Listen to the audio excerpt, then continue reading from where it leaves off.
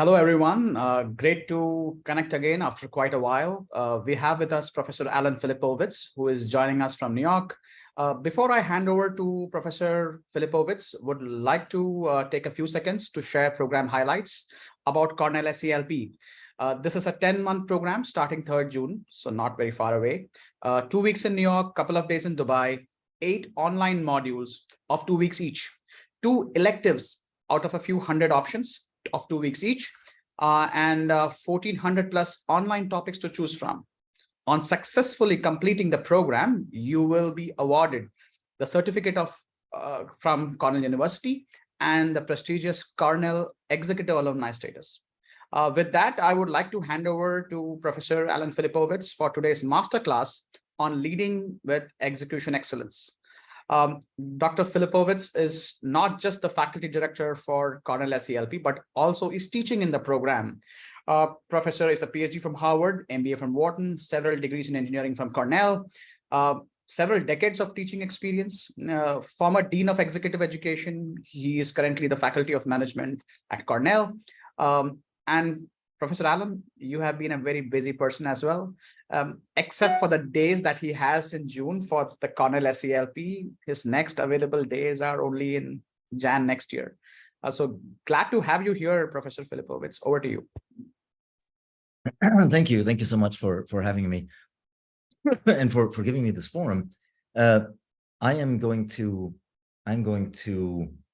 bet that the stuff that I teach you now will either be useful or you'll forget it before we see each other again when you join SELP. So it'll be new and exciting then. I'm not going to use slides. And the reason I'm not going to use slides is something called cognitive elaboration. Cognitive elaboration basically means the more you work at trying to understand something, the more likely it is that you'll remember it. And so what I want to do is I want to talk to you about five ideas around execution excellence. We will remind you several times throughout this webinar what those 5 ideas are, and that will increase the odds that you remember them. So the first idea has to do with how we make a decision, right? When we're making decisions, what do? We think about what we're going to do, and then we go ahead and do it, right? We think about what we're going to do, and then we go ahead and do it. And the same thing is true when you're working on a team. You have a team, the team discusses and decides what's going to happen, and then they execute on the thing that's going to happen, right? They discuss and decide, and then they execute. And the same thing when you're thinking of launching, for example, a new product, right? You design the product, you're thinking about what the product might be, you show the product to the customers, the customers modify your ideas, and finally you get something that the market wants and that you can actually sell and make money selling, and then you start delivering on the product, right? You're executing on that piece. And on all 3 of those, what you'll notice is there's a distinction between a period where you're essentially exploring and a period where you are executing, right? So you explore and then you execute, you explore and then you execute. These are phases, very, very common phases in almost everything we do. We're talking today about execution excellence. And the thing that will help you is to understand this distinction between an exploring phase and an executing phase. Now, those are 2 dimensions. Or 2 components of a dimension, if you will. I want to add a second component. And the second component is the distinction between outcomes, right? Did I sell the number of units I was supposed to sell? And effort. Did I put in the hours essentially necessary to sell the units I'm supposed to sell, right? Effort versus outcome. Effort is usually indexed by time. It can be man hours is probably the easiest metric of that. But you have effort measures, and then you have outcome measures, how many units, how much money, etc. Now, let's think about those measures, effort measures versus outcome measures, and the exploring versus executing a distinction that we made earlier. We are thinking about execution excellence. And if we're thinking about execution excellence, well, we're thinking about execution, that's great, but we're looking at outcome measures, right? So I'm getting better and better in executing, and my metric that tells me if I succeeded is number of units sold, amount of money made, return on investment, and things like that. Now, that's lovely, but what that does, if this is the way we're thinking about the world, is it's keeping us from being aware of and focusing attention on 3 other boxes, right? If we focus on execution and our metrics are outcome-focused metrics, then we'll get results, but we also run important risks. And that's what I want to point out today in the first half of this webinar. What are the important risks? Well, one of them is this. If we take this focus on outcomes, and we move it to the other phase, to the exploration phase, we generate massive problems for ourselves. And the reason we generate massive problems for ourselves is that if you're exploring, almost by definition, you can't really focus on the outcomes because you're not at that stage yet, right? If you're executing and you want to focus on outcomes, great. That is kind of the traditional thing we do. But if you're exploring and you focus on outcomes, what that's going to do is it's going to cause you either to be very risk averse, or it's going to cause you to disengage too quickly. And you'll disengage too quickly, or you'll become risk averse, because when you're exploring, you don't know what you're doing. An outcome focus will make your any metric, any return metrics be too low relative to that amount of time spent on executing. So the distinction between exploring and executing, I'm going to think about what I'm going to do, and then I'm going to do it, is a very natural one, right? We all do this. What happens, though, is we have a massive focus on executing, not surprisingly, but also a massive focus on what seems to go well, the metrics that seem to go well with executing, which are outcome metrics. And what I'm suggesting is an over-focus on executing with outcome metrics means that you will potentially use the wrong metrics when you're exploring. When you're exploring, you need to use effort metrics. And in fact, the data bears this out. If you go tell people, hey, listen, I want you to go innovate, right? Innovation is as we talked about earlier, by definition, an exploring function. If you tell people, I want you to go innovate, and you say, I'm going to measure your innovation based on outcome, that is outcome, how much sales do we get from new products, you are going to kill the creativity of that group.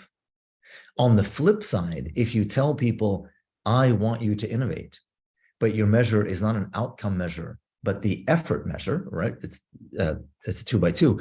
If it's an effort measure, and I want you to innovate, exploring function with an effort measure, you get a huge explosion, a growth of creativity, right? A flowering of creativity.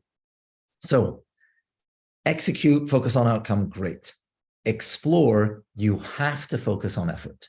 You have to focus on effort. If you focus on outcome when exploring, then that off diagonal is going to create big problems. And the data bears this out. If you look at innovation, you will kill innovation. All right. But what about the other off diagonal? What about if I focus on effort when I'm looking at execution functions, right? I'm trying to get stuff done. Well, it turns out that buys you something very, very interesting, because if you think, look, I need to execute, and in order to execute, I need to devote a certain amount of effort. What you're going to find is when you add up the dedicated effort to that task, plus the dedicated effort to the second task, dedicated effort to the third task, you will end up with a number that's greater than the number of hours you have available. And this is a very common problem. We focus on execution. We have outcome measures to focus on execution. And we're all surprised when we're not meeting our outcome measures. And the reason we don't meet our outcome measures is because we do something, most of us, most of the time, do something that is extremely counterproductive, which is we forget that there are 24 hours in a day. And what I mean by that more specifically is we solve problems by adding things. We solve problems by adding things. If we try to make something better, we add stuff to it.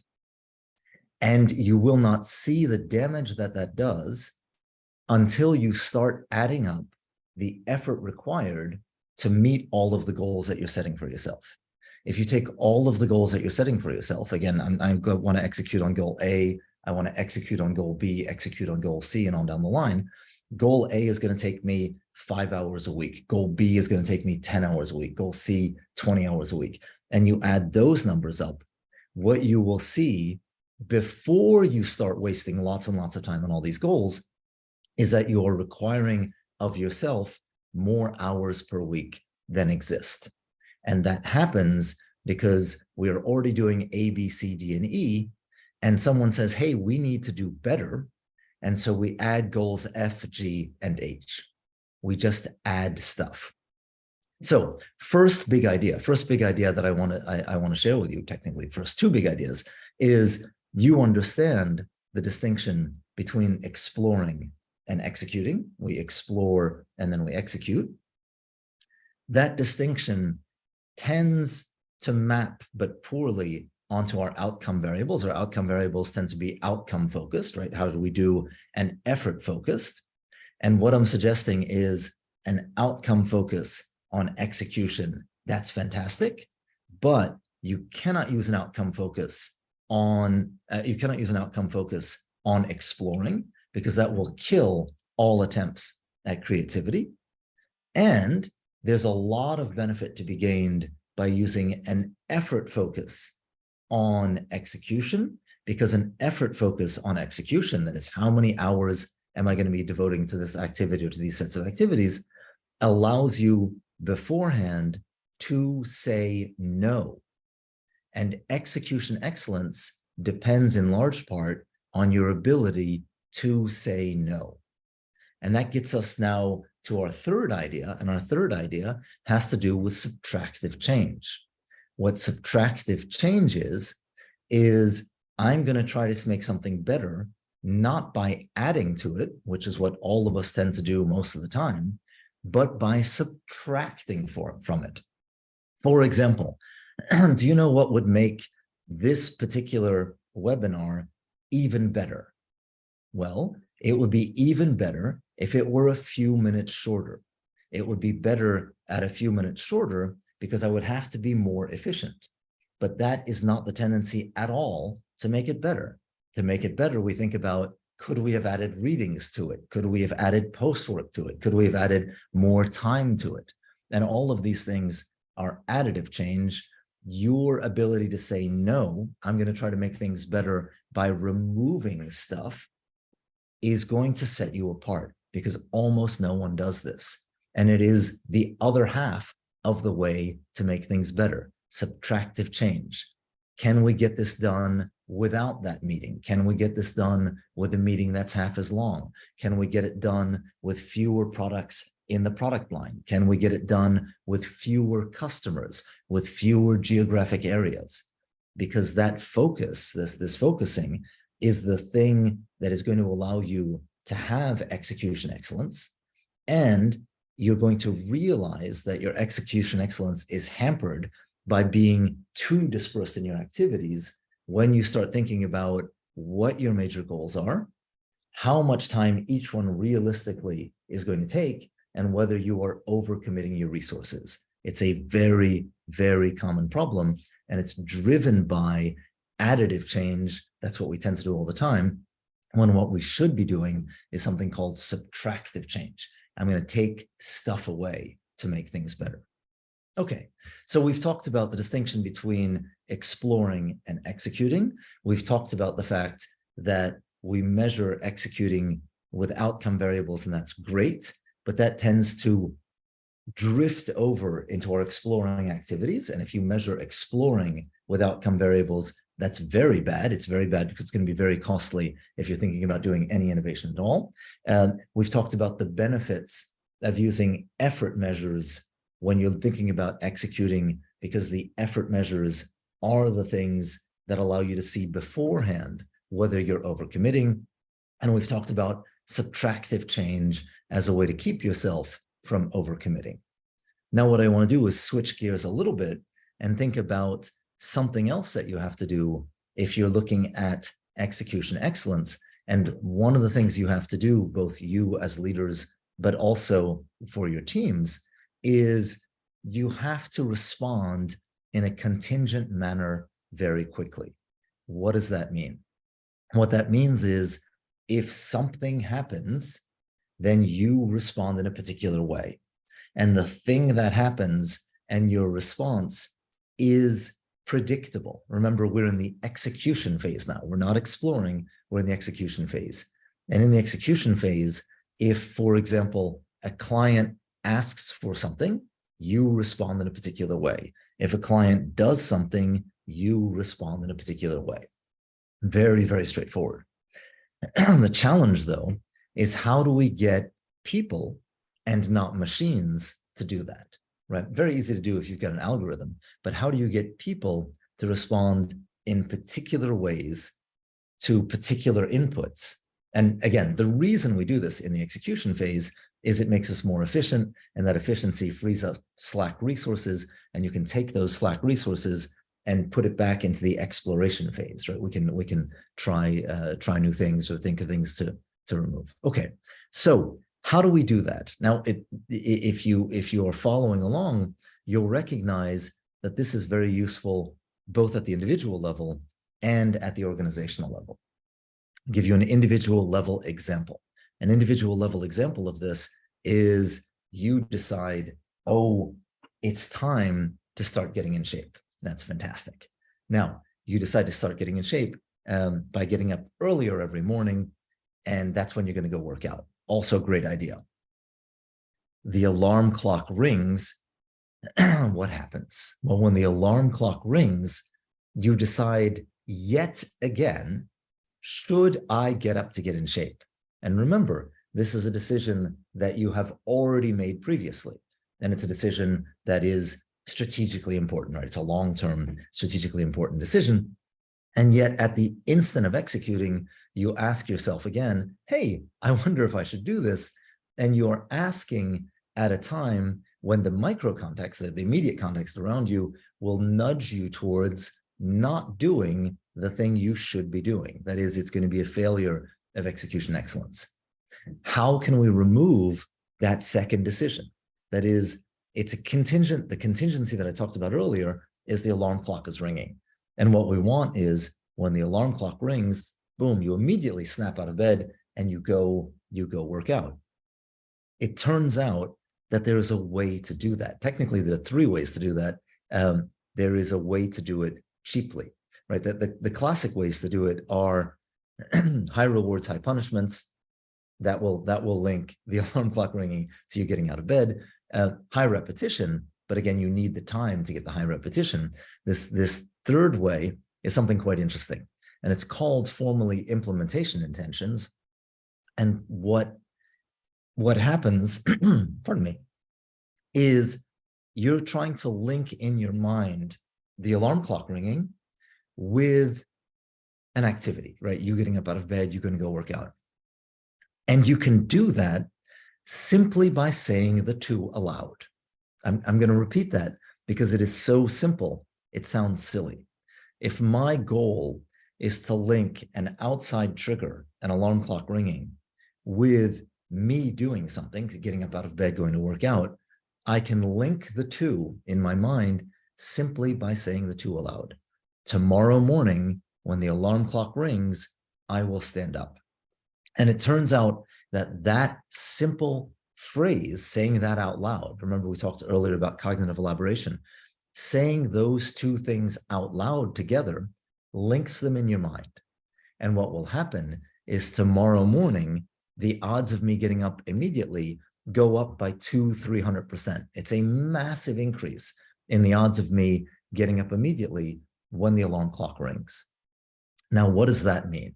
Well, at an individual level, it means that you can become much, much more efficient.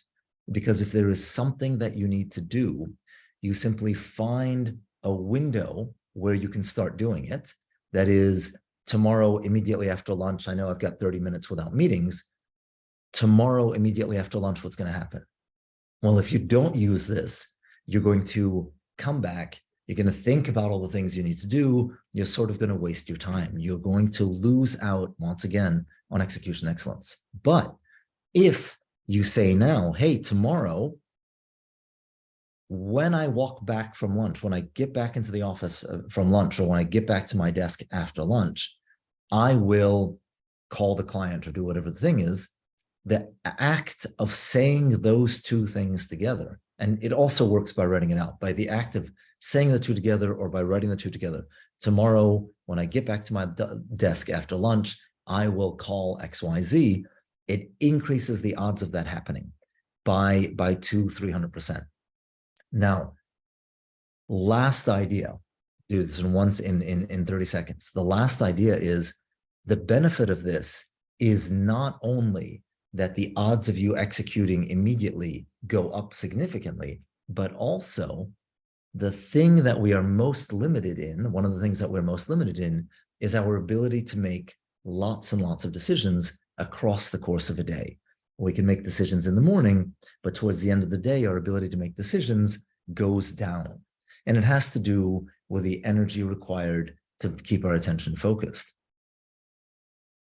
Knowing this, we can use what we just said, which are implementation intentions. That is, I say the night before, tomorrow morning or tomorrow after lunch, when I get back to my desk, I will call XYZ. Having said that, the decision to call the person is actually free in terms of it doesn't keep me from being able to make subsequent decisions.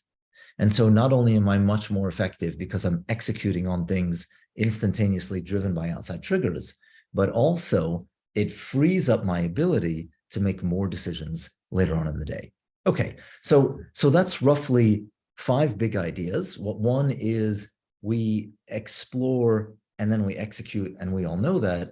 But what happens is when we focus on execution excellence, we think about execution measured by outcomes, which is great, but that then bleeds over into our exploring activities, and we tend to measure the success of our exploring on outcomes as well, and that's very inefficient. So if you're exploring, think about measuring on effort. And then next idea, if we're using effort measures, use your effort measures on your execution activities. How long will it take me to do goal 1, goal 2, etc.? Because that allows you to see if you're overcommitted. Because if you're overcommitted, there is no way you'll be able to execute.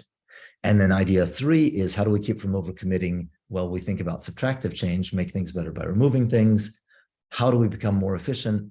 You say out loud, when the trigger happens, the alarm clock rings, I'm going to stand up and do that thing. And that not only makes you more efficient, but it solves the issue of decision fatigue. All right, just a taste of some of the things that we cover in the course. John, thank you again for this opportunity. Thanks, Alan. We have some questions. I think so. We have 6 minutes and 40 questions, but maybe I can take so John, let's not try to do all 40 questions, right? Subtractive change. Yeah, sure. All right, the first question. This is from Ravi, and his question is, Ravi Hemnani. His question is, with an extremely high focus on execution excellence, empathy and diversity of thoughts are directly impacted. How do you handle this? So it's a lovely, lovely question, because it ties in exactly to what we've been talking about. Right. If you have an extremely high focus on execution excellence, it's possible that you are not devoting enough time and effort, remember, to exploring. And diversity of thought is valuable in the exploring phase. So you've over-focused on execution, that's great, but diversity of thought, that's the thing that allows you to respond to changes in the environment, will not work in the execution phase. That's the kind of stuff that belongs in the exploration phase. And so you need to devote enough time to an exploration phase, again, indexed by effort. How much time are we spending on the exploration phase? And that will allow you to take full advantage of heterogeneous team members, diversity of thought, etc. Thanks so much, Allan. There is a similar question by Rajaram. When market conditions are changing so rapidly, how do you adjust execution priorities? And Rajaram says that good execution needs quite some rigorous planning. So what do we do there? Because we have seen the markets in a flux for the last few years. So you have to actually run both in parallel. And once again, this is a resource allocation question. So part of what you do should be, I take what I've got and I execute on it. The other part of what you do simultaneously is I'm exploring to see how I can adapt to changing conditions. They are running in parallel.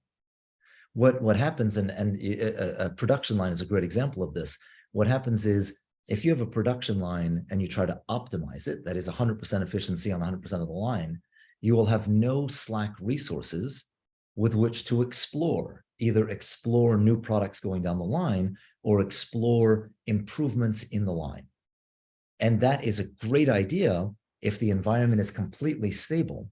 But when the environment is chaotic, you need to carve out resources so that you can execute. But whilst you're executing, another group, another set of people are trying new stuff. And then once they find something that works, drop it into the execution channel. Thanks, Allan. Probably the last question. Sano Hartono asked this question: what are the key success metrics for excellence in execution? How do you say that we have executed this so well? So the classic metrics, and we all know these are either they're count metrics, right? How many units, how much money, etc. But they're also then divided by a denominator, time, investments, etc. So you get return on assets, return on investments, and things like that. So that's great. Those are lovely standard metrics. I'm suggesting that you add to those metrics that you almost try beforehand and track, which are effort measures, right? How much time, how many man hours, and things like that. And the reason is when it's the end of the day, right? I would almost say at the end of the day, who cares, right? Because if you met your goals, great. But if you didn't meet your goals, you need to know why, right? Not meeting the goals, at the end of the day, it's too late. What we want to do is we want to have things that allow us to change our behavior beforehand, or change our behavior for the next round. And so adding these effort measures are very, very helpful. One, because you can make sure you don't overcommit, but the other is, if you are not putting in the effort, you know why you failed. And if you are putting in the effort, you know where to look next, right? Why are we not converting the effort to the outcome? But if you haven't sort of allocated and tracked effort as well, then you don't know what to do next. It's more diagnostic. Thank you, Allan. We have only so much time in a day, folks. Thanks so much for joining. And I just want to call out a few names. Some great questions coming in from Patrick, Shalini, Balaji, Maratab, Vivian, Sapo, Rahul, Milagros, Vida. We have got your questions. We will respond, and a lot more. We will respond. Our team will be in touch with you, folks. Cornell SELP is quite efficient. We are covering tons of topics from top Cornell professors, over 2 trips to New York, a trip to Dubai, a superb learning platform covering online interactive modules. There is a deadline coming up. June 3rd is when the program begins. June 19th, Professor Allan Filipowicz and I look forward to seeing you in New York. Allan, thanks so much for taking the time on a working day. This is great. I look forward to seeing you in New York. And thank you, folks, for your time, and talk soon. Thank you all. Take care. Thanks for the questions.